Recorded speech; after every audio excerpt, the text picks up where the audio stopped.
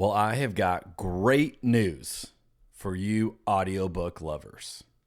That's right. If you are an audiophile and you would rather listen to a book than read it with your eyeballs, then you want to check out The Edge of the Inside audio version, now available. It was not available yet, but it is now, and it's really good.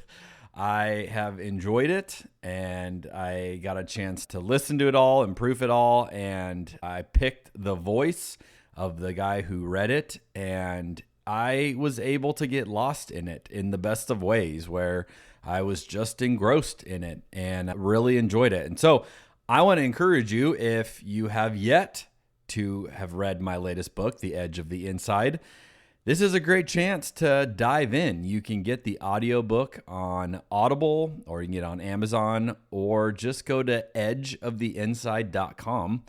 And you can find all the versions, even get a signed copy if you're into that. And I'll write you a typewriter note with it. It's one of my vintage typewriters. So yeah, exciting stuff. I'm excited to have multiple versions. You can get it on ebook, on print, and now on audio. And I think this will make it accessible to a whole lot more people who maybe would prefer to do it that way. And so if that's you, check it out, edgeoftheinside.com. Welcome to another episode of Cabernet and Pray, where we sip the wine and we stir the faith. Today we have a delightful conversation with Lauren Peiser in her current role as the Director of Partnerships at the Seattle School of Theology and Psychology.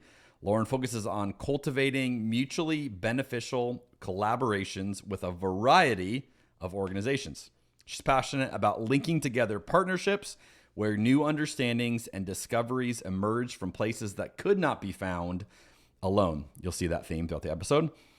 Before her work at the Seattle School, she spent multiple years working in the food and wine industry. This includes creating partnerships with farmers, chefs, and students at a culinary school in Arkansas, as well as harvesting grapes and making wine in Sonoma and New Zealand. She holds multiple certificates in wine education, including the WSET 2 and the Introductory Sommelier. The intersection of community resilience, spirituality, and food is something that she is always researching and discovering more about. She writes on Substack by asking questions about food, wine, gender, religion, and hospitality. Lauren lives in Albuquerque, New Mexico, in an intentional community with her 2 young sons and her husband. And she is going to invite you to see the world more holistically through a more natural beauty and an experience of all that is out there.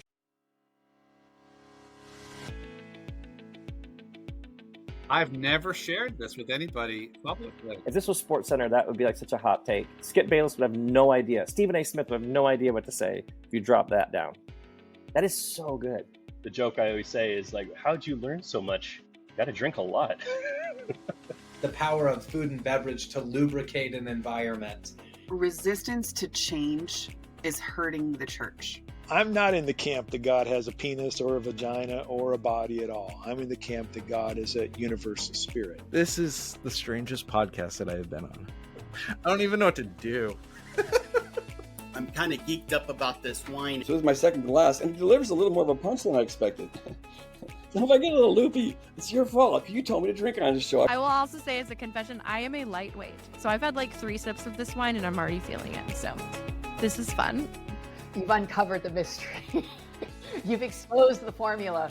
You've just duct taped together a number of things that aren't normally hanging out together, and I'm here for it. We're going to sit down at a table, we're going to have a glass of wine and some food, and we're going to talk about the beauty of Jesus. Thanks for what you're doing with this podcast and for the creative way you're doing it and the beautiful, positive spirit in which you're doing it. I really appreciate this venue, what you're doing. It is fun, and yet you dig into the deep stuff. I've heard about your podcast for a long time, and I love that you're a pastor and that you explore the world of faith through wine. That's very unique. I never thought of church history in terms of wine drinkers. I love this question. Really got my mind rolling. You had me with herbaceous notes, I want you to know. I'm ready to just stay here and live in the wine tour. I will never forget the first time I bought a bottle of wine by myself, which was yesterday. If you're familiar with drunk history, I thought it's like drunk theology. So I got a little spicy there. It's the peach wine. Apparently the wine is, here we are. Queer we are. Beer we are. No, it's wine, Jeremy. By the way, drinking this Pinot Grigio at 3 o'clock in the afternoon is making me even more direct in my communication than I normally would be. I know why you have your guests drink wine. It makes sense now. Yeah, I get it. A little bit of liquid courage to really unleash the beast. I think you've got a good podcast. So throw in the wine bit in there. That's nice, doesn't it? Cabernet and Pray, yeah. Well, our guest today lives in Albuquerque, New Mexico, and she likes it, which means she is good at finding beauty in all things. Welcome to the podcast, Lauren. Thank you. Thank you for having me on this beautiful sunny day in Albuquerque. Did I offend you with my Albuquerque joke? Are we okay? We're okay. We're okay. We have like similar roots. We can joke about it. Yeah, you know? we were joking about different states and our love or disdain for different states before we recorded, which we won't share. We'll leave that private knowledge for us of which states we enjoy and don't enjoy and why. But I will go on the record and say Albuquerque is not my favorite place. Mm-hmm. So when I met Lauren, I actually met Lauren in person last week, I think it was. Yeah. And it was delightful. And I was very surprised that you are from Albuquerque and you love it. And it's, Texas and Seattle and all these different places, but you found a home in Albuquerque. So shout out to all of our Albuquerque peeps. Yes, the one Albuquerque listener. Which might be me, but well, after this episode, we are going to have a following in Albuquerque. I think so. Yeah. Big traction happening in Albuquerque. Okay, let's talk about what we're drinking because we've got someone who knows wine on today's episode. I am drinking a 2018 Waypoint Cabernet Sauvignon from Napa. This is the Lowry Vineyard. And I chose this for you, Lauren. You might be thinking, I don't see why that is connected to me. I understand that.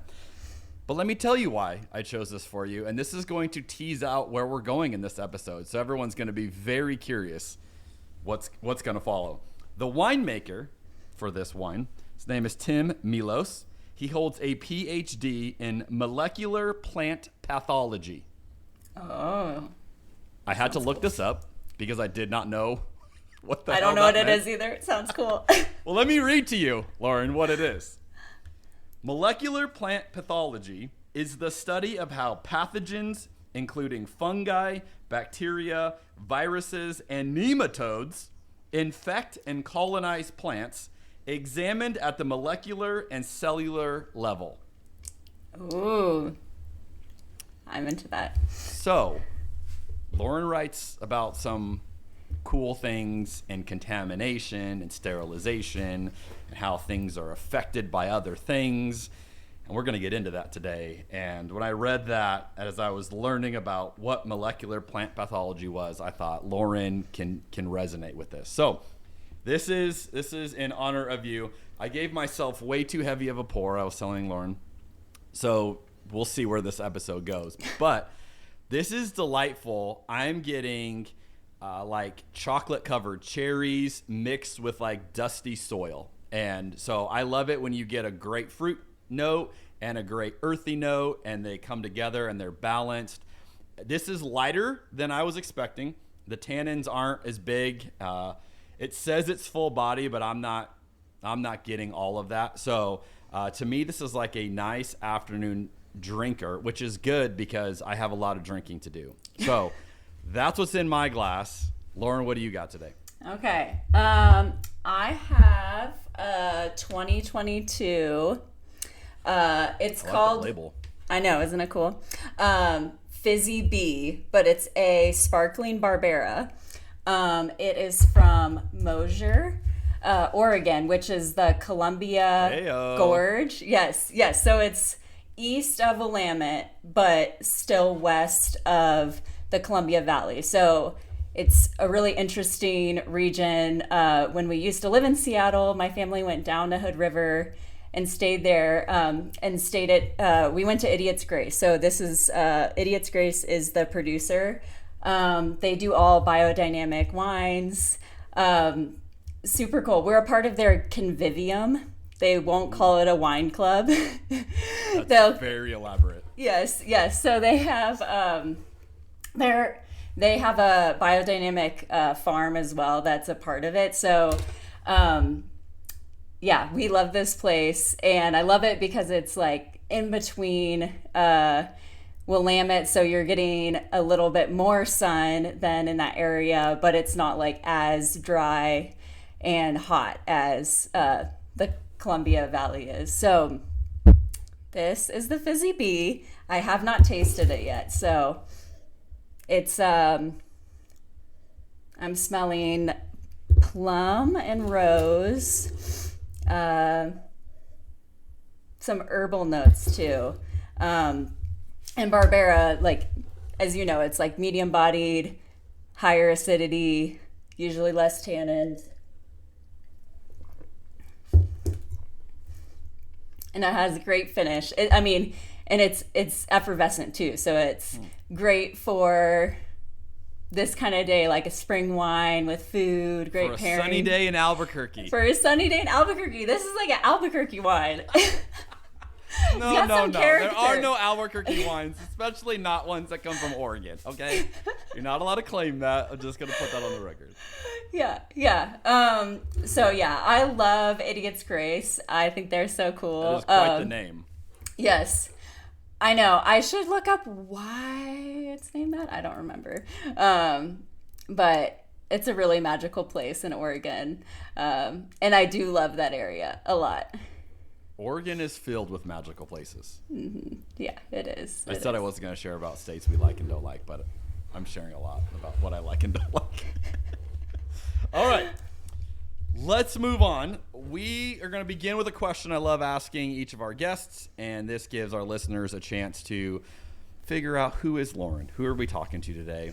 So I love to ask the last 10 years of your journey, and in particular show people how we're all a work in progress. We're all going somewhere. We're not static. So how has your faith changed in the last 10 years? I love that question. It's actually perfect because I was just thinking about where I was at and what I was doing 10 years ago. And I would have just gotten back from my time working in Sonoma at that point. I think I had done the first level of sommelier training at that time, probably working on my WSET level 2. And I guess 2 years before that is when I got very, very into wine. And I would say it's funny because wine, now looking back, I would say is like the biggest piece of my faith journey in so many ways. Which is like why I was like, I have to get on this podcast and talk to you because I think there's like so much intersection here. But I'm sorry, I can't do 10 years. I've got to go a little further back. Okay, we'll let you cheat a little bit. I'm going to cheat. But I grew up in like suburbia, predominantly white. My family bounced around at like different churches, so I didn't feel necessarily rooted in a particular denomination with my faith. But looking back, like I would say like my family's religion and like culture was whiteness and capitalism. So like that feels the most resonant to me in a lot of ways. And so this is about 10 years ago. I guess it's like, I think in 2014, I studied abroad in Italy, and I did like an immersive food and wine experience for almost a year. Mecca. Yes, I did. And I mean, at that point before, like I was drinking, like, I'm like trying to think of what I was drinking at the time, but you know, $2 Chuck-ish wine, and I thought it was good. Region? Yes, I was in the Charles Shaw region. And then I went to Italy, and there were people who were like, knew everything, you know, knew the soil, knew the grapes, and were so in love with winemaking, the land. And that experience for me was so healing, to actually see people in love and in relationship with something. And at that point in my life, faith for me was there, but it wasn't really intoxicating. I'd say it was boring. Like, in college, I kind of did student ministry, but then I was like, this is not for me. It's too evangelical. I don't get it. But the stories of Jesus have always been interesting to me. And faith, like, I grew up in a place where Christianity was just a part of the culture.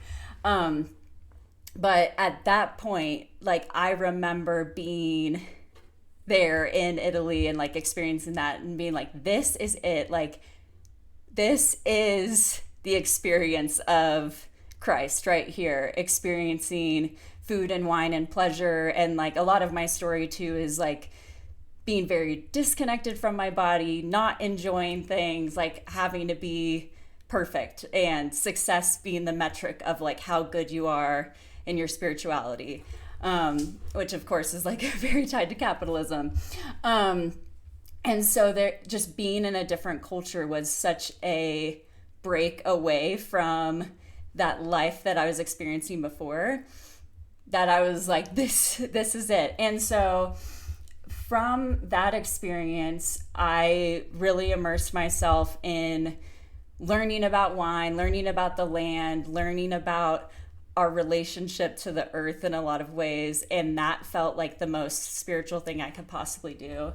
I remember in college, so this would have been a little over 10 years ago, but as I was graduating, one of my friends was trying to get me to join their student ministry at, like, after college. And I was like, no, like, I feel like so called to work in winemaking. Like, I feel like, like it's like just so inverse to like maybe some people's stories The around. church Like, ain't got nothing on wine. I know. I mean, that's how I felt. Like, I was just like, I didn't quite get ministry. But I did feel captivated by this experience. And then working in wine in California, I think opened up so much to me of like, oh, our culture is so rooted in capitalism and exploitation, and the same way that in Christianity we often blanket statement things, but we don't actually think about the embodied experiences. And that was like how wine was for me at the time. Like, all wine is the same. It's all this magical experience. And then it's like, no, actually, there's so much exploitation, control, like things involved in it. But it was a reflective time for me. And then I ended up working at the Seattle School. I still do. It's a seminary. And that was not my dream at the time. So in some ways, like when we talk about like shattered dreams, not following your calling, or things not working out the way that you were hoping, me working at a seminary kind of felt that way of like, seminary is so boring. I don't know, like, why would anyone study theology? I just don't get it. And then I started sitting in on classes and learning about theology, and I was like, oh, there's something called like eco-feminist theology. Like, that's really cool. That's really interesting. And like, I actually have fallen in love with theology in the past 10 years working at the Seattle School and being a part of it. And in a lot of ways, that is like the intersection of my past work has become more alive, learning more about who God is and community. So I would say right now, Dr. Tammy Spencer Helms and Dr. Gary Green, he spoke at the conference we were at. They use the term post-Christian, like, and I think that resonates with me. Like, that's where I feel like I'm at, where pieces of my faith feel so important to who I am. I feel very connected to the stories that were passed down to me being a Christian, but the idea of Christian as a label or as an identity, it feels boundary to me. And so that's kind of where I'm at this moment. I'm sure it will evolve in some ways, but yeah, that's where I'm at now. Quite the moving journey. Yeah. And I'm amazed. I mean, so of all, like, because I did WSET too, and it made me, it's like any good education where it makes you humble because you realize there's way more that you don't know that you didn't even know you didn't know, right? And so I took the WSET and I'm like, this thing is so freaking complicated. And Italian wines in particular, to me, it's like, it doesn't get more complicated. Like, you could spend the rest of your life, like, all I'm going to do is devote myself to Italian wines. And you still, you'd be like, you're an expert on like that one region, you know, like there's so much, it's so complicated. And so I love that you're like in Italy, you're like, oh, this is cool. And I mean, France is, I would say the other one, but like Italian ones are even more complicated, I think. So I love that you've journeyed there and in and around Christianity, and you still work at a seminary, and they're evidently okay with you being post-Christian, I guess, or they don't know, so hopefully they don't listen if that's a bad thing. We'll just keep moving on, I guess. I'm curious, in your different experiences in the wine and the food industry, what role or like what activity did you do specifically that maybe listeners haven't had that experience that made you fall in love with wine the most, where you're like, when I was doing that, I was just like in awe of wine? Is there like something in that journey for you? Yeah, that's a good question. I think what I would say,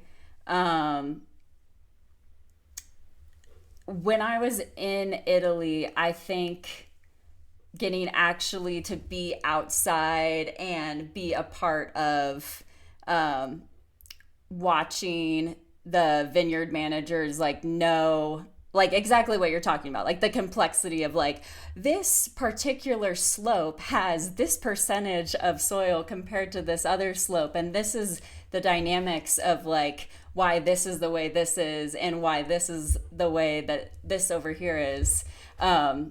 That was the part that I was like, this is so complex and you could learn this for forever. And it really takes being in relationship with something rather than just like textbook, which of course there's part of that too. But I think that's what drew me and made me fall in love with it. And I think probably because I was in a place where,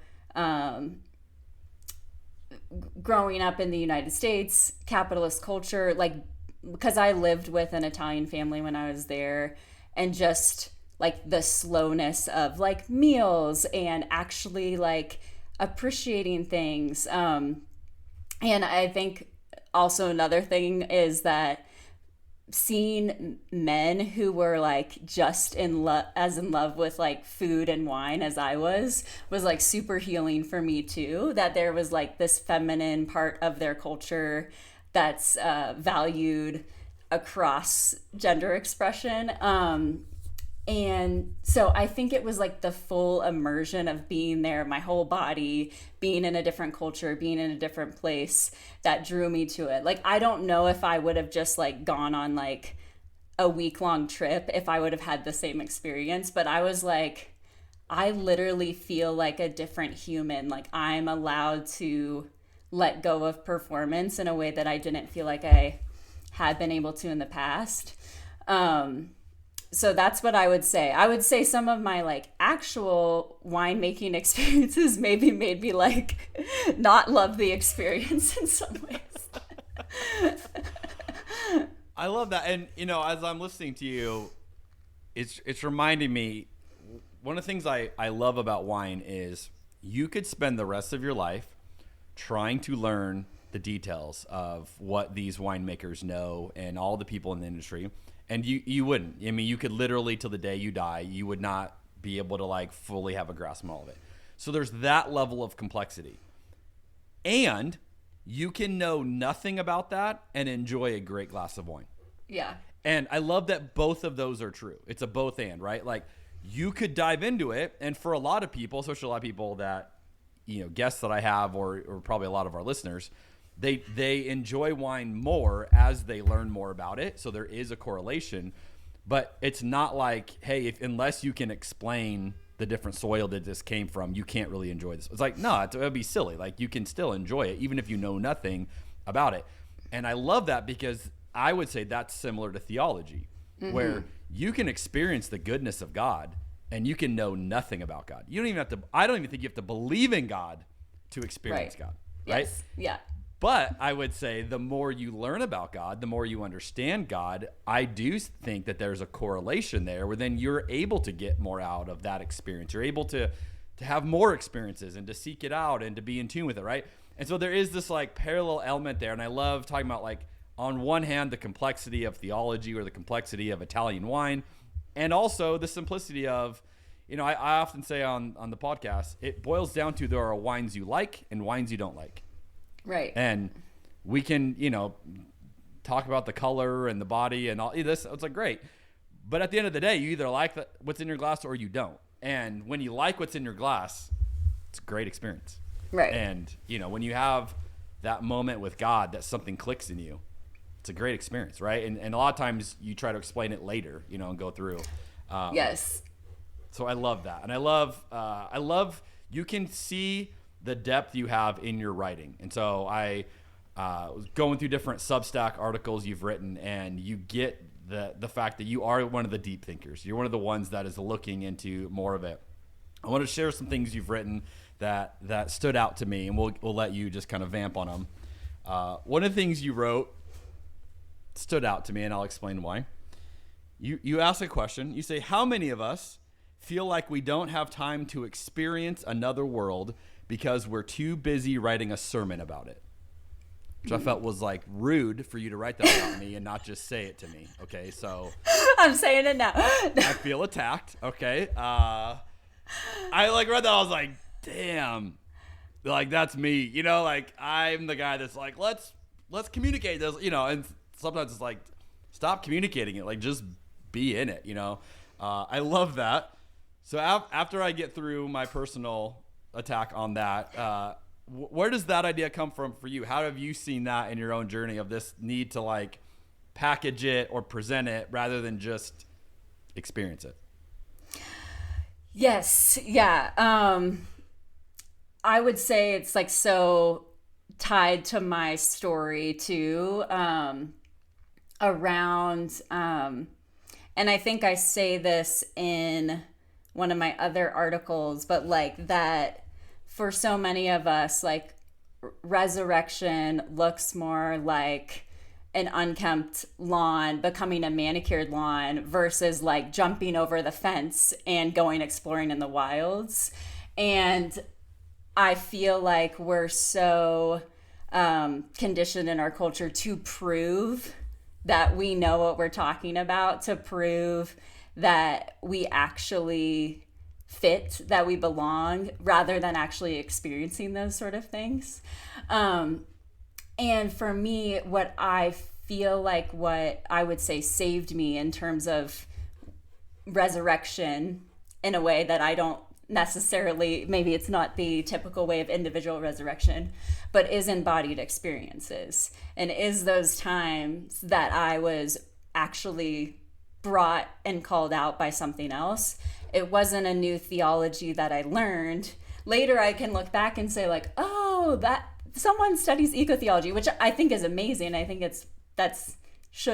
there should be research in that, but the experience so often and the encounter with the wild things is what saves us, not something that we are able to articulate. And I've often, I think as a woman, felt myself like, I actually just want to like cultivate like places of belonging for people and create those experiences. But I have felt so much pressure at times to prove I know what I'm talking about. Like I need to be on a stage somewhere or else like people won't be able to see the good work that I've done.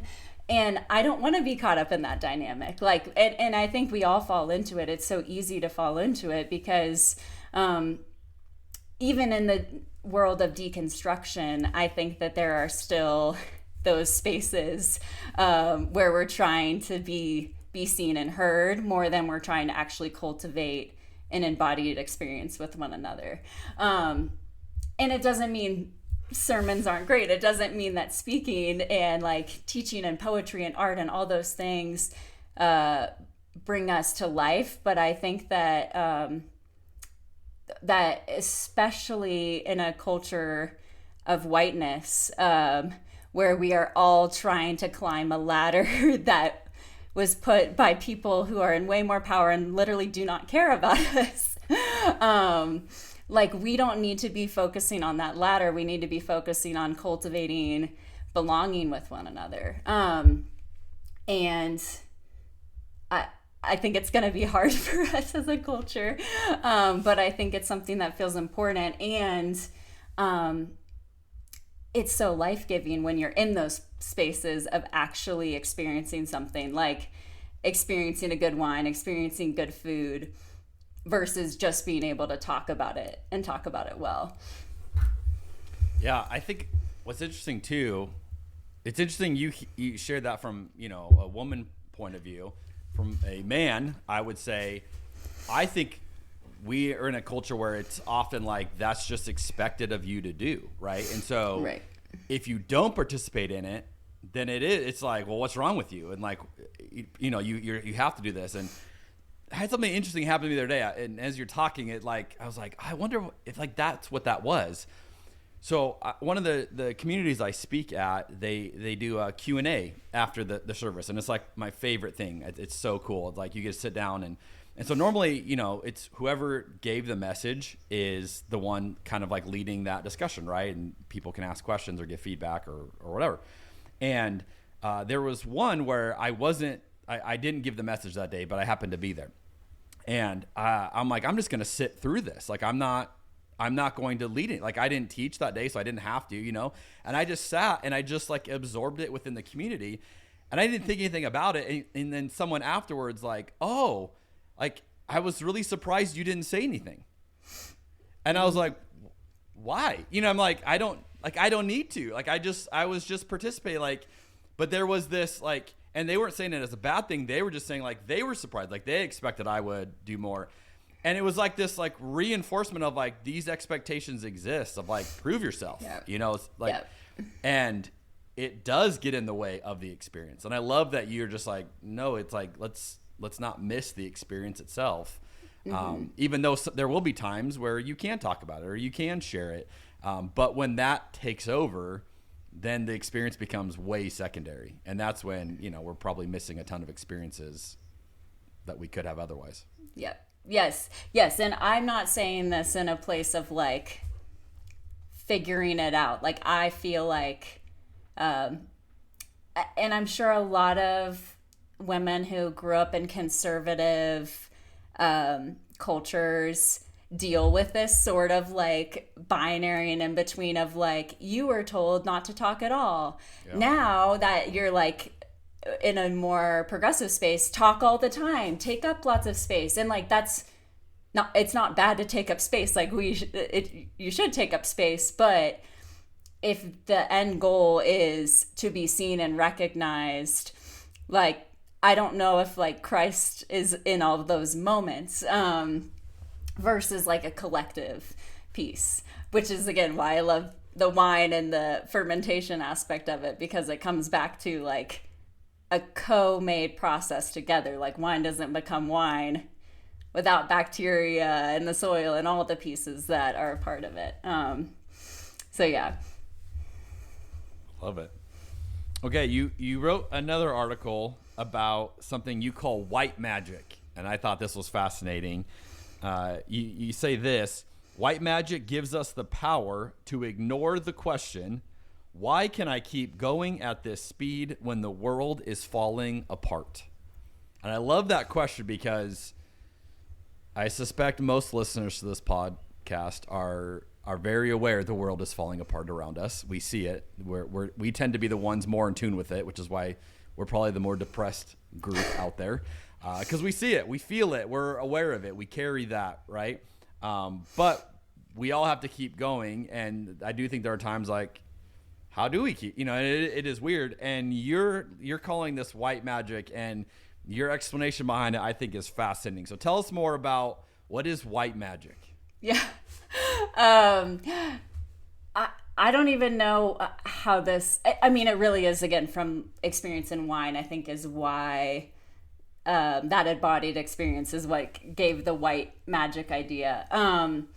But we live in a society that for the most people who are privileged and have white bodies, it feels, we don't always recognize it, but it feels magical in some ways. So we have a lot of ways to get ahead that we don't even see. And some of the examples I use are like Amazon Prime. Like that's in some ways a magical experience. That's something, right? Like something can show up on your doorstep in hours.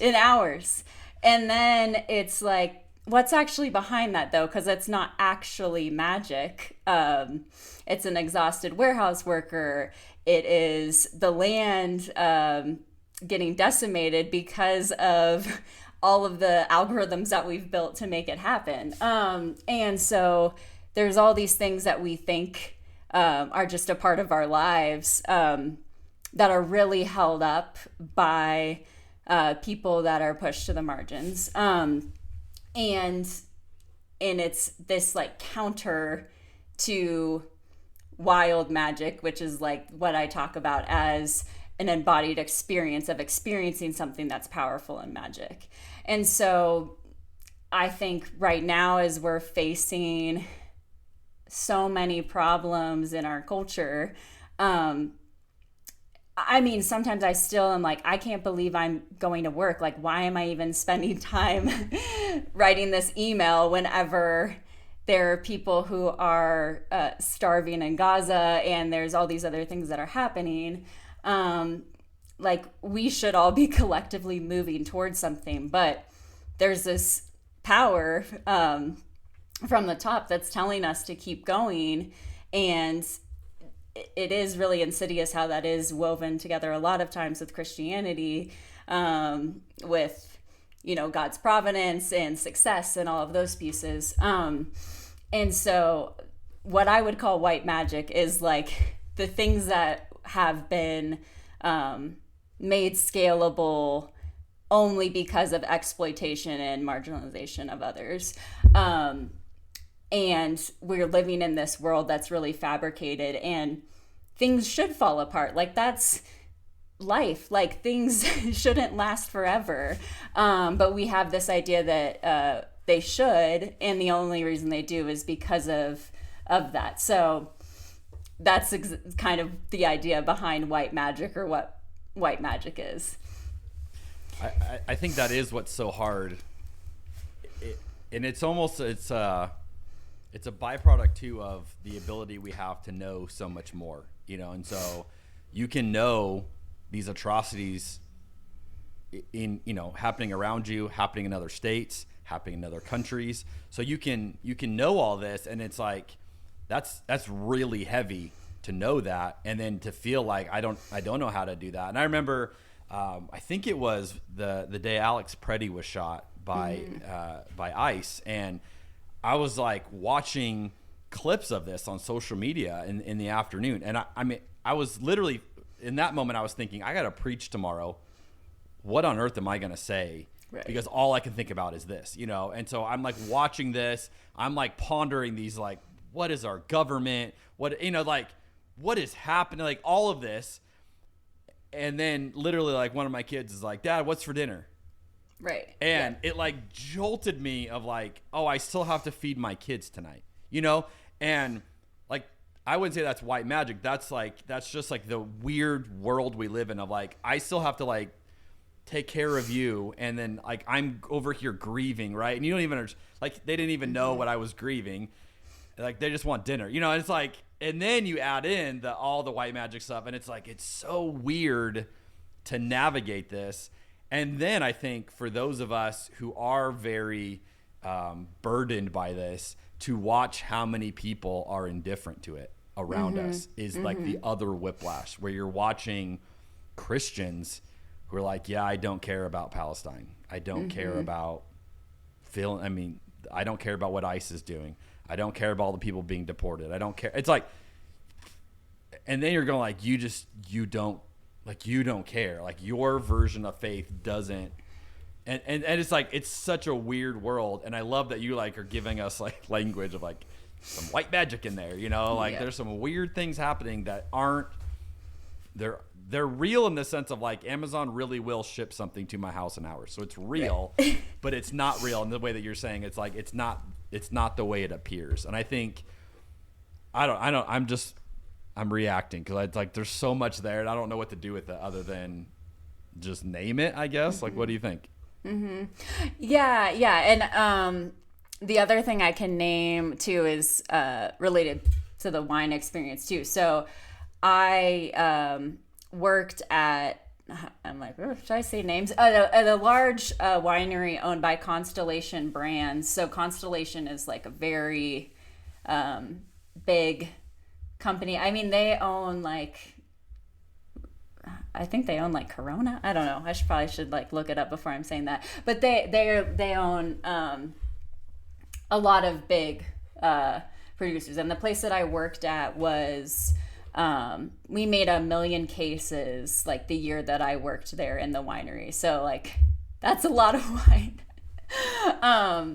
And this idea of making everything certain and scalable is a part of that like formula of like what I would say white magic is, and where the winemakers they're no longer winemakers. Like you're watching them think through like, how can we ferment this the fastest? Like how can we actually turn up the temperature of this tank because they're temperature controlled to move this out faster? Because it doesn't even matter what it's going to taste like, because we're going to be adding Mega Purple in, which is like a concentrated juice that changes the flavor and the color of the wine.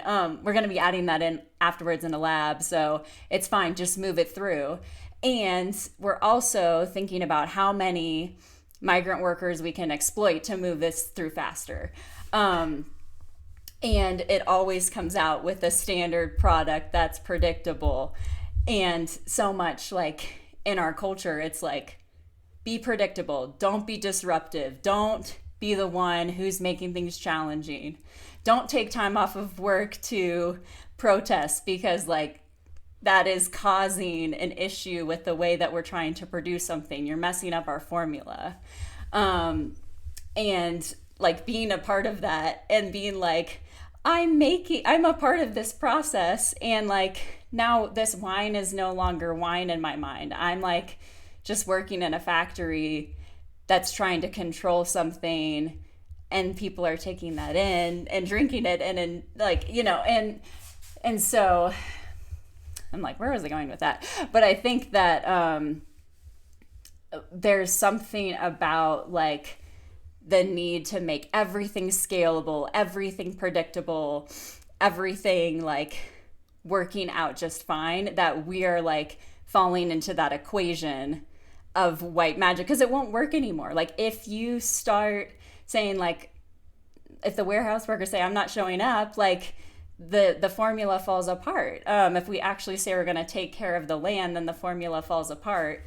And so I think it's like holding those things too, like how am I being complicit in this process? But also like we can't attend to everything, and we're not the saviors of all of the problems in our world. Like that's like, and having everything accessible on social media and Instagram, it's like, it is overwhelming. You can't attend to all the pains in an instant either. So your explanation you just gave about mass-produced wine is like almost verbatim how I would describe my experience being a lead pastor. Yeah, totally. Like eerily, obviously you're talking about an entirely different industry. And I'm like, oh, that's how I felt, was just like, we don't care how you get there, get this thing to the end product that we want it to be. and, move the ratios around however you need and disregard all the steps along the way. And then I felt like I have ceased to be the pastor that I was envisioned that I was, which is the winemaker in your story. And now I'm just like the maintainer of this machine, right? Like you spin the knobs and you have the knowledge to do it, and just keep the formula always producing this one thing. And that's, and again, I write about this in my book, but that was like, for me, like I didn't sign up for this. Like I didn't ever want to go do this. And my naivete was thinking that I could go be the winemaker, right? That I could go to an environment where they would value some of those decisions. Like, hey, let's take care of the employees. Let's take care of the land. Let's take, when you like, let's go actually do those things. Well, guess what? Then your wine is more expensive. You can't produce as much of it. It's going to be different every year, which are the good wines. Like those are the wines you want to drink, but you can't mass produce those and then sell them for $10 at a grocery store. Right. And so it's like, it is just an amazing parallel there. Wow, this is like healing for me. Is this therapy right now? What are we doing? Like I was like, oh gosh, I'm listening to you talk. I'm like, that tracks. Yep. Also, I was thinking as you're talking, my kids did a ICE protest at their high school. And the administration sent out an email to the parents beforehand discouraging our kids from participating in this because they had school classes to attend to, and they're fine with them protesting as long as they did it after school. And I literally had the thought of like, you're missing the point. Yep. Protest when it's convenient and when it doesn't disrupt anything. Like you're missing the fundamental point of what a protest is. A protest is designed to disrupt systems, designed to disrupt the status quo, right? And so I thought it was hilarious. So like my kids are like, hey, the principal said we're not allowed to do it during school. I'm like, oh, I know what they said, and your parents are telling you you're allowed to go ditch your class. It was a good conversation, but it is like, no, are we allowed to protest only when they say we can? And I don't know. You're getting me all riled up today, or maybe it's all this wine I'm drinking. I know. The other thing you got me thinking about, and I don't know where I read this or heard this, and so I can't remember, but on Amazon, someone was telling me, how they have they call it Amazon Basics, which is like their brand of everything. So it's like whatever it is you're buying, Amazon probably has an Amazon version of it. Now I used to go like, oh, I'll just I'm not hoity-toity. I'll just get the Amazon, which I thought was like off-brand. That's how I kind of originally viewed it.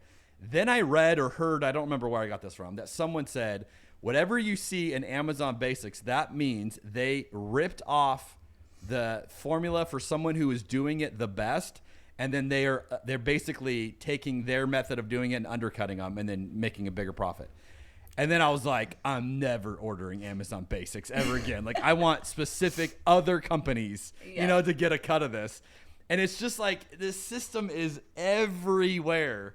And when you start to see the white magic, you're like, oh my gosh. Yep. It's all over the place, Lauren. Okay, Yes. You got some other ideas? I don't want to lose some of these ideas. Okay, this is... If you guys are not reading Lauren's Substack after this, you're missing it because she's dropping some bombs over there. All right, so here's what she says. I offer Mary and Jesus as our guides to sacred failure. Mary, the contaminator of our ideas of virginity, and Jesus, the contaminator of our ideas of Savior. Whew. Did you have a glass of wine before you wrote that sentence? Be honest. I probably did. I was probably drinking a lot as I wrote this whole thing. Okay, I want to unpack both parts of that. Let's start with Mary. What have you learned about Mary and the idea of virginity?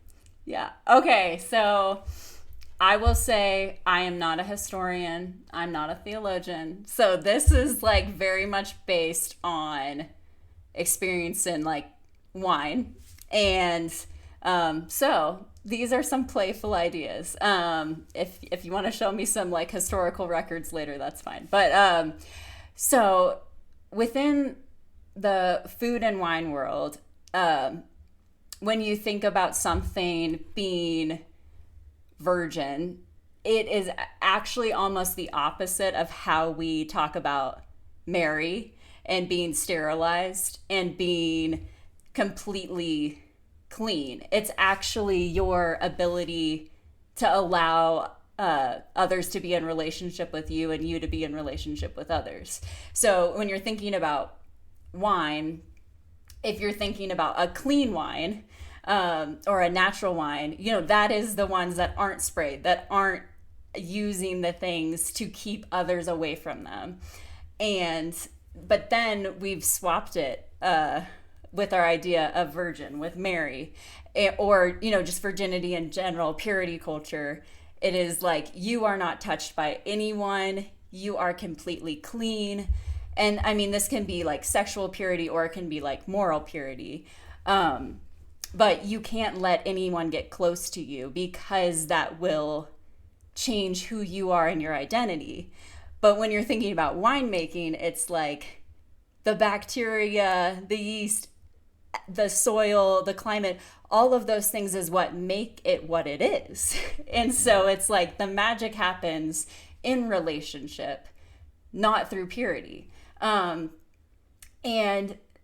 so that was the idea behind like Mary and her being like, I'm not gonna have this label on of being this pure, chaste woman. Like, no, I am in relationship. And she chose, I believe, like, I have an idea that she chose to birth Christ outside of the city. Like, not just like, oh, poor Mary, like there was no room at the inn. Like, I think she's like, nah, I don't know if there's space for the Christ in this sort of room. Like, I think Christ needs to be birthed in the wild, in the place where there is relationship and magic alive, where there is dirt and bacteria and all those things. So in my mind, like, that's how I see Mary. And that's my idea of virginity, which is like completely based on tending to the land and being a part of winemaking and food, not necessarily like historical research on the subject, which I know there are a lot of historians and theologians that would say Mary probably was not a virgin in the idea of she never had sex with anyone. But I won't claim that part because that's not the part I'm talking about. And then in terms of Jesus, again, going back to wine and this idea of like, with a single vineyard, or not a single vineyard, with a lot of wines now, it's like the way that you think about it is the grape is the thing that brings the resurrection. But in my mind, Jesus, his resurrection was only possible because he was in relationship with others. And like, there's no idea that like Christ could be the Christ without all of the relationships that he had on earth.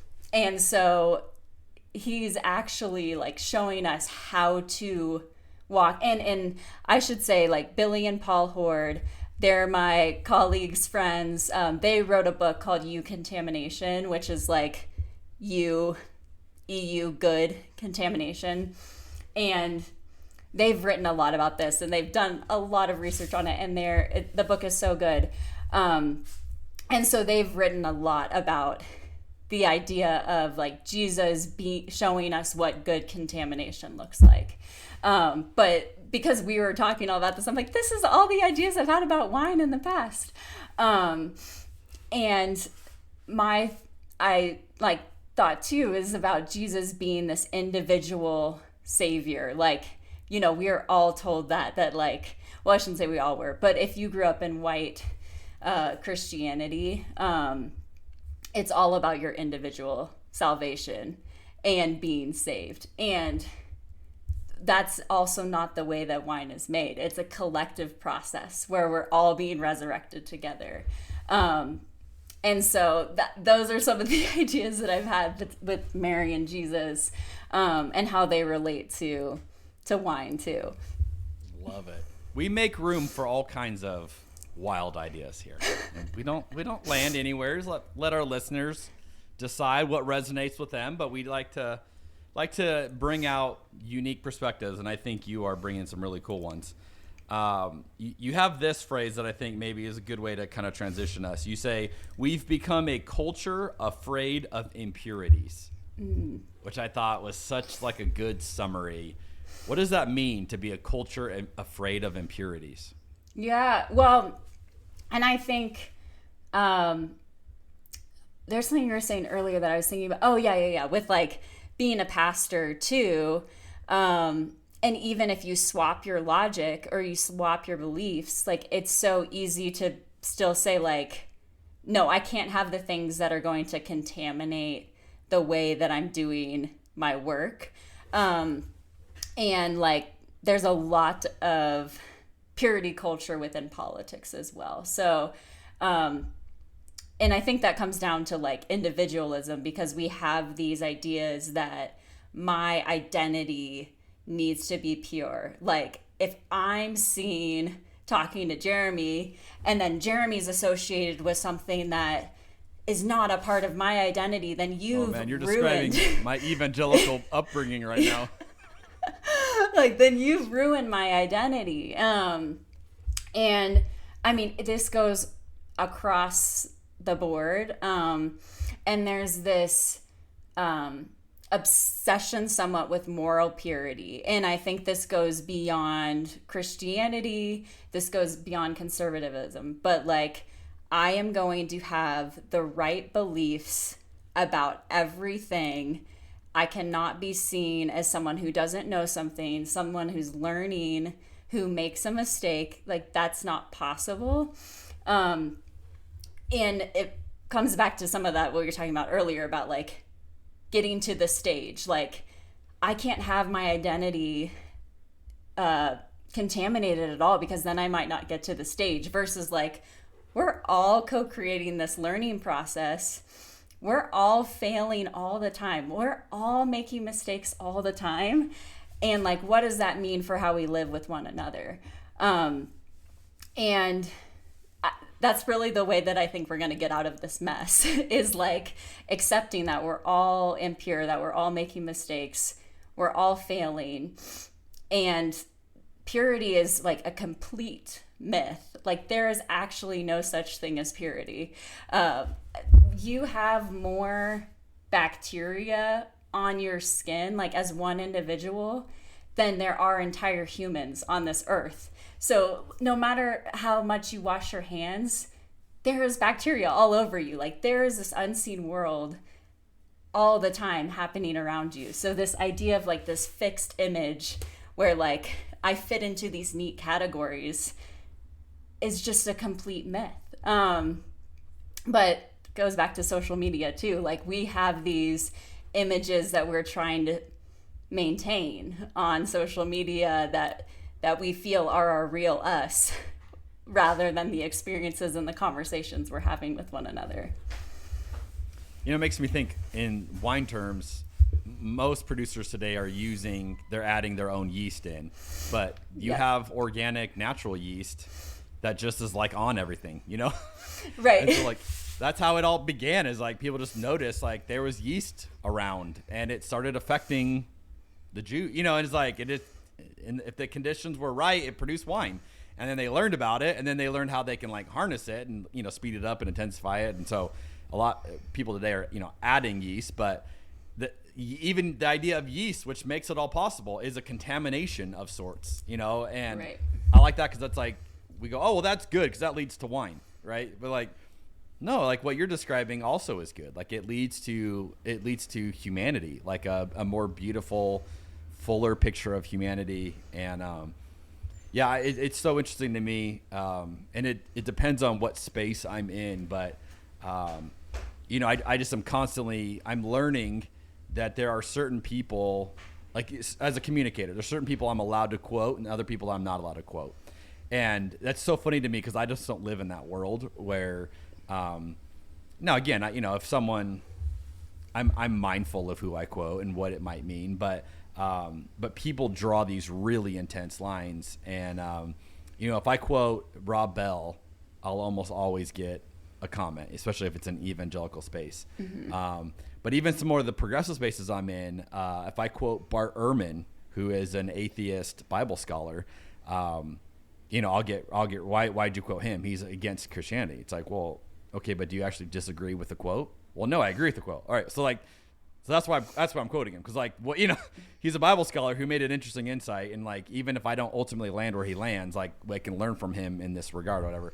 And so it's just it is that purity. It's an intellectual purity, spiritual. I mean, it's all these ideas, and I love it. Definitely comes out in your writing and your love of wine, of how much you just see the world more organically or beautifully, or I don't know. And so I think it's an invitation for all of us, depending on your church background or what you were given, what you were raised, what box you inherited, to open it up a little bit.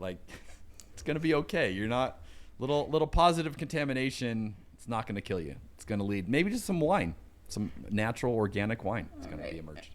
Right. Yeah. All right, Lauren, let's transition to some questions I like to ask each of the guests, and we get to compare your answers. And we'll start with a couple wine ones. These should be easy for you. So sometimes I stump the guests on this one, but I'm expecting big things from you.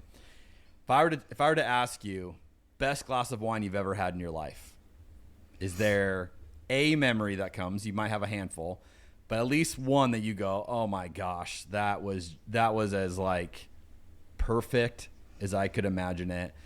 Do you remember what it was, where you were, who you were with? What's the story behind it? Yes, I think it was a Brunello di Montalcino. So that's 100% Sangiovese grapes. And it was from Stella. So she is a biodynamic woman winemaker in Montalcino.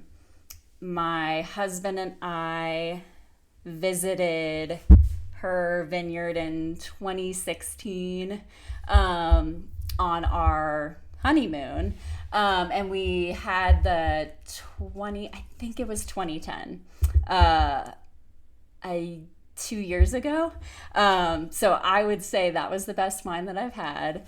But it was attached to memories too, but I am a sucker for Sangiovese. It's probably just because I fell in love with Chianti when I was there, which I know some people don't love Sangiovese, but I love it because it's has that rustic, dried strawberry, leathery, it's just great. I love it. So I think that was my favorite wine that I've had. Nice. Love it. All right. Which member of church history would you trust to pick out a bottle of wine for you? And who would you not trust, and why? Oh my gosh. Okay. What? I was maybe I would trust, I don't know what I'm sure she drank wine. Julian of Norwich to pick a wine. Okay. Because she's mystical, very much. She's probably a good time, yeah. Yeah. So I think I would trust her. Oh my God. It has to be historical? Well, I mean. Who would I not trust? Lots of. Any member of church history. Let's see. Could be someone alive today that you're I wouldn't have them pick out a bottle of wine for me. Oh, I'm just We're not saying we hate the person. We're just saying you wouldn't have them pick out a bottle of your wine. home state. I'm Mark Driscoll. I there we feel go. He's maybe embodying a little bit of white magic. I don't know. You might have a bottle of wine named that. Yeah. That's funny. Okay, that's a solid one. I'm with you. I don't think I'd have him pick one for me either. What is something you used to believe that it turned out later you were wrong about? Oh, man. I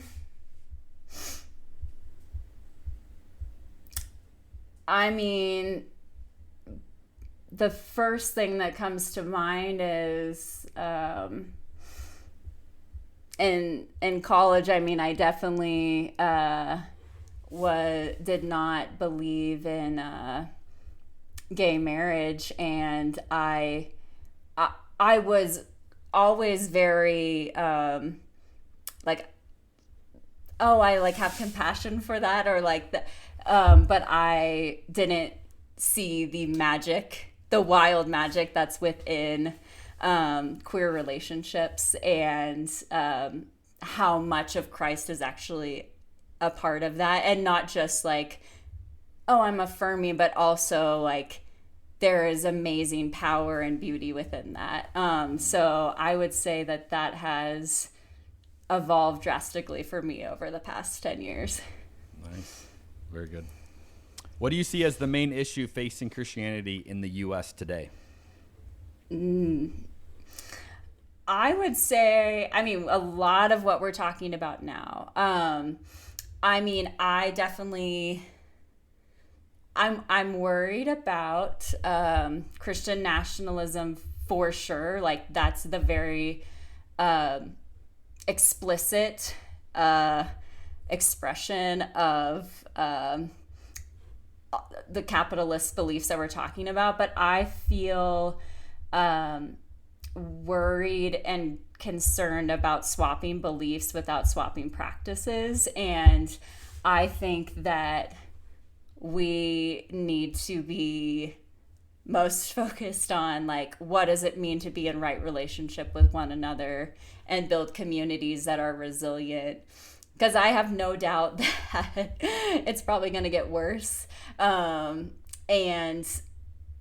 I just know I'm not as worried about how bad things are going to get, but are more worried about, like, are we able to be in relationship with one another?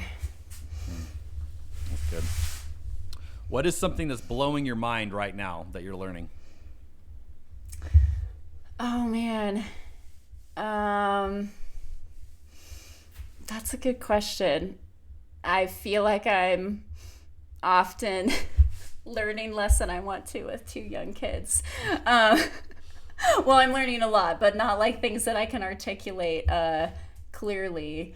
But I'll probably say something from them. I am learning, and it's blowing my mind how hard but how good it is to play, and actually play with my kids and, like, be caught up in their world. And it's blowing my mind when I actually, like, give into that and be a kid for a minute. I love that. That's a fun activity. What's something you're excited about right now?